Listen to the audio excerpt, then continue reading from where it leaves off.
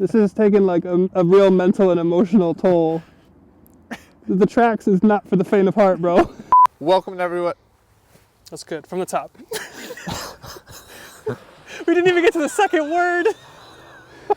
Oh, it's been 2 weeks. Welcome everyone to Downshift. My name is Paulo. And my name is Matt, and this is the Chevy Trax, which everyone is tripping over themselves to give awards to. So today, we want to see if that's justified. We're going to hit the best and the rest, starting with the rest. Let's get into it.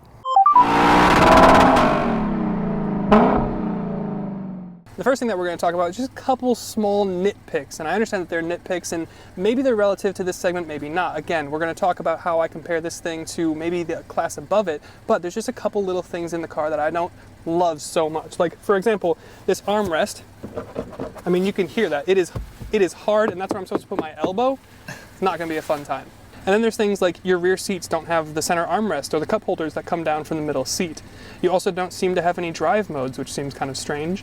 And you don't have rear air vents, although I wouldn't really expect that from something in this class. And it also doesn't have a power trunk, but again, at the price point and segment, I'm not really expecting that. So again, some of these things are ticky-tacky. Some of these things may not even be, you know, relative for this segment where the Trax finds itself fitting price-wise, but just a couple little things that I didn't love. Apollo, is there anything that you didn't like about the Trax? Yeah, there's, I think, two main things. One is just like the ergonomics.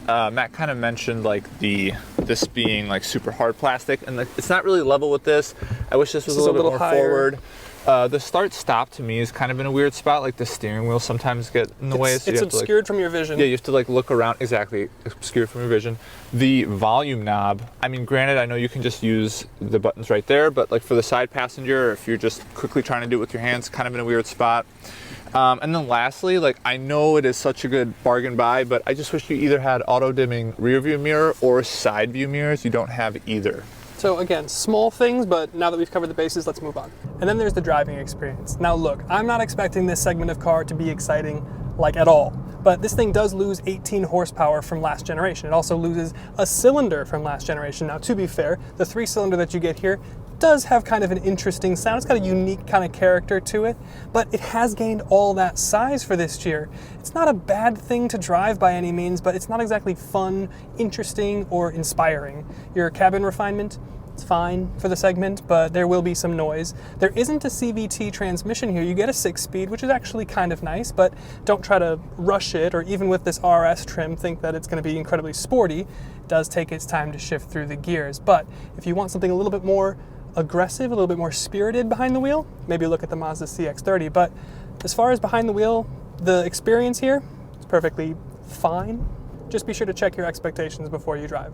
And this one may or may not be a con depending on how you look at it, but for me, I've had a really hard time placing this thing, and these videos are based on how these vehicles compete in different aspects within their relative segment. And this, price-wise, competes against things like Ford EcoSports or Nissan Kicks, and it's a foot longer and wider and taller and just way more practical than either of those that would destroy that entire segment. But then with the size of it, it's competing against things like Hyundai Konas or Kia Niros or Honda HRVs, Subaru Crosstreks, and then it's lacking some features, but it is going to be a lot more affordable. And then there's the fuel economy aspect, and this thing is getting about 30 mpg, or it's rated to get 30 mpg combined, which isn't bad, it's just kind of meh. And when you consider the fact that the Mazda CX-30 is getting 30 mpg in non-turbo form, that's with all-wheel drive, where you can't get that here.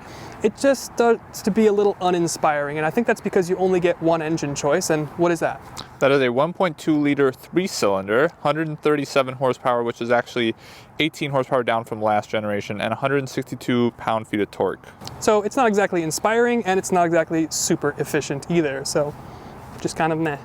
And the last thing we'll talk about on the negative side before we start to talk about all the great things about the Trax is the fact that you can only get it in front-wheel drive. And this is just kind of perplexing to me, because you can get this and its new big, almost a foot longer size, which then kind of makes it compete against those upper tier vehicles like the Konas and the Niros, which come with all-wheel drive. But if you want to get all-wheel drive, you have to go up to the Trailblazer, which actually I believe is shorter than this. So it is kind of confusing that you would have a Trax and a Trailblazer, and the main differentiator is just styling and front-wheel drive. I would just say give this thing all-wheel drive and then get rid of the Trailblazer. What would you think? Damn. I knew you were going to throw it to me. Yes, I would totally agree with that statement. Yes. All right, let's talk about all the great things about the Trax now. And I think the biggest and best thing about this new Trax is the bigness of it. This thing is way bigger than it was last generation. The wheelbase is stretched 6 inches. The entire length is longer by 11 inches, almost a foot.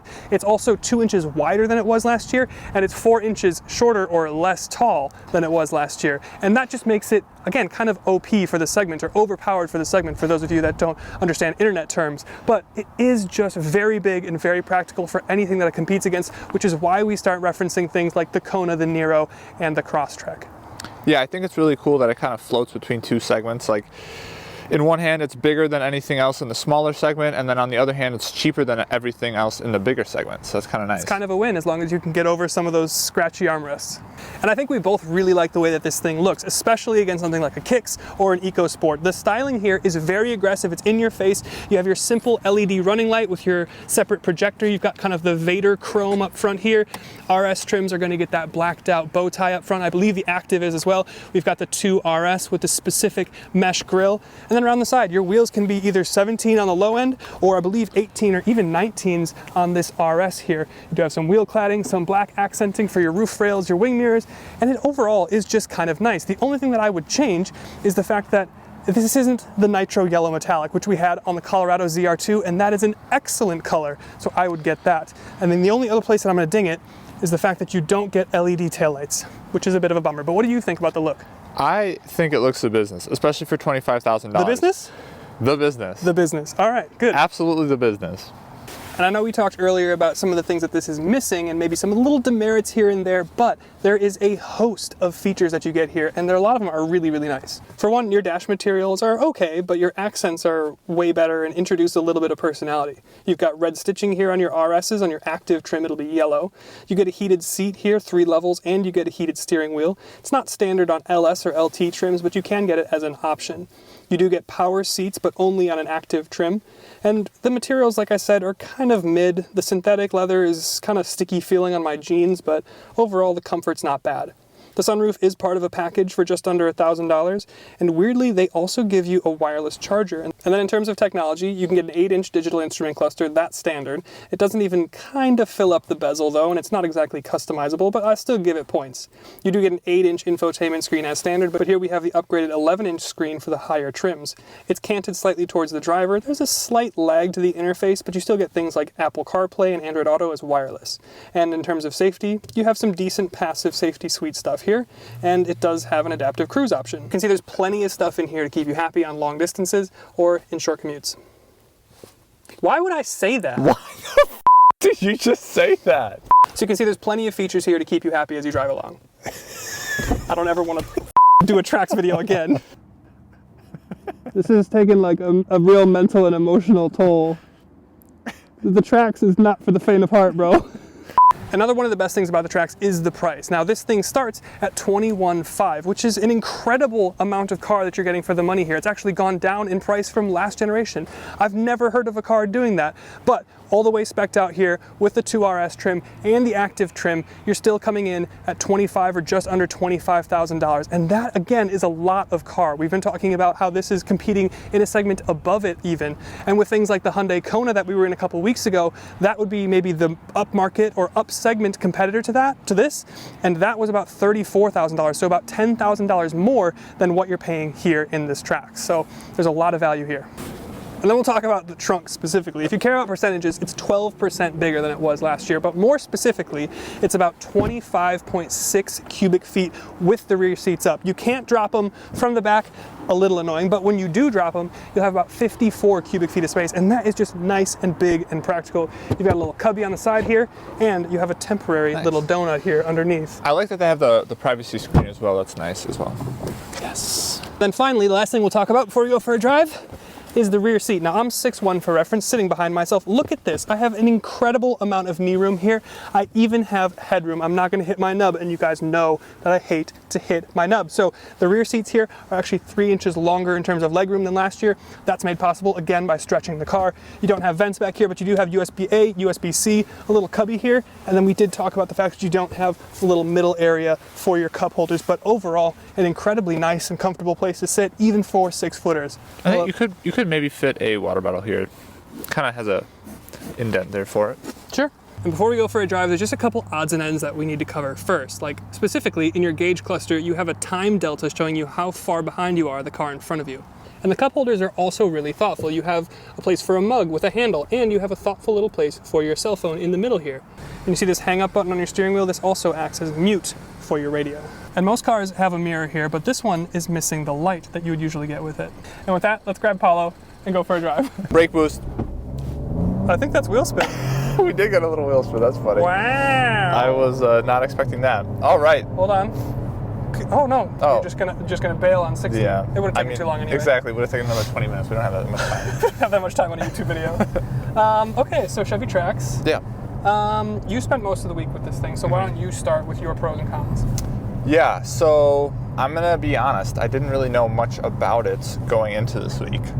I wasn't familiar with your game. Yeah, my first impression was I thought it looked really good, especially compared to everything else in the segment. I think probably one of the best looking Chevy cars. I'll say that. Sure. I will say that. Sure. And then the second best thing is the price for $25,000. Insane. Yeah, honestly, like I think if I was in this segment looking for a car around this price point, this would be an absolute no-brainer to me. I'm gonna be honest, I forgot that this whole class of car existed. Like I forgot that there was a Nissan Kicks. I forgot that there was a Ford EcoSport. I thought they stopped making that like the year after they started making it. Yeah. Like I forgot that this existed. I knew the Trax existed, but I thought, especially with the newer, bigger body now, I was like, that's definitely a Kona competitor. Yeah, no. And then when you saw the price, you're like, oh my God. And that's kind of the third thing is just the size. They went up in size. So now I kind of like that it floats between two segments. Yeah, I mean, for what you're getting here for the money, and it all comes down to the money, right? Especially at this It's all segment. about dollars. It's all about the dollars and cents, Wes. But when you really look at that, it's impossible to ding this thing because it's giving you so much back seat space, so much cargo space, great tech. Yeah, the back seat for is the incredible. Money, like you can't beat it. So I understand why people are giving this thing so many awards based on the money. But if this thing is even like $5,000 more, Kona. For sure. Well, and that's where, like, honestly, I think this is the first car where I struggled to come up with 3 cons because I was like, you just can't actually ask for it. I feel like it's kind of unfair to ask for some of the things that I was going to ding it on. But the 2 that I could really only come up with were, it's only offered in front-wheel drive. I wish it was an all-wheel drive option. Yeah, no, I totally agree with you. I'm sorry to interrupt. No, but just like, it doesn't make, because this is my con as well. It doesn't make sense to have this and the Trailblazer. Yeah. And the main differentiator is just like all-wheel drive versus front-wheel drive. Yeah, I think they like could. This is so good now. Just get rid of the Trailblazer. They could consolidate, and maybe they will after. Maybe they will. But and then the second one that I could really only come up with is just like kind of the ergonomics of being in here and the materials. Again, like super hard plastics where you're keeping your elbow, which just isn't nice on the door sides and the center console. And then like the start-stop button, I don't like how sometimes it's kind of not visible for me where I sit. And then like the volume knob just isn't really in a good spot. So just like small little ergonomic things again, but I couldn't even really find a third thing that I just like for this price point. It's so good. And now I understand why it won so many awards. Yeah, I mean, in this segment it plays in, it blows everything out of the water. It does. By a long shot. Yeah. And it's even competing now with the segment above it, which is, it's cool. Right, and I think that's the best thing that we can say about it. It's so good, it's now competing at a new segment. Yeah. And I think that's probably the best place that we could leave it. Yeah. So thank you guys for watching. Thank you to Chevy for letting us have a go in your new Trax. See you next time. We'll see you in the next one.